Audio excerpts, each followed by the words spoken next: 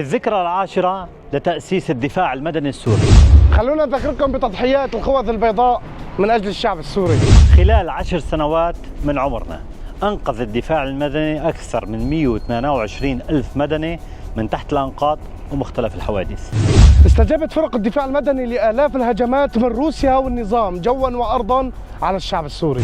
وبسبب الهجمات الشرسة من روسيا ونظام الأسد وحلفائهم فقد الدفاع المدني أكثر من 312 متطوع من عناصره، فضلا عن مئات الجرحى والمصابين. مو بس الهجمات، حتى الكوارث الطبيعية وعلى رأسها الزلزال المدمر زلزال 6 شباط في سوريا تمت الاستجابة لها غير الحوادث والحرائق. وفي قسم الرعاية الصحية والإسعافات الأولية قدم الدفاع المدني خدماته لعشرات الآلاف في مناطق شمال غرب سوريا. أما عن فرق إزالة الذخائر في الدفاع المدني أكثر من 25 ألف ذخيرة غير منفجرة تمت إزالتها عبر السنوات الماضية.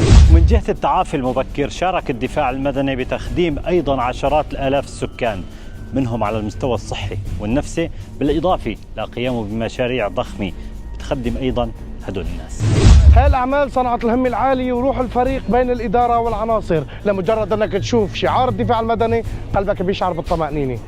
تعتبر مؤسسة الدفاع المدني واحدة من أهم الشواهد على إجرام روسيا ونظام الأسد وحلفائهم، وبتمتلك هاي المؤسسة أرشيف ضخم جدا بالصور والأدلة على هاي الجرائم. فكل ما ذكر بيثبت لكم أن الشعوب بتقدر تأسس نفسها أو بتقدر تطالع مؤسسات بعيدا عن الحكم العسكري أو العبودية أو الدكتاتورية.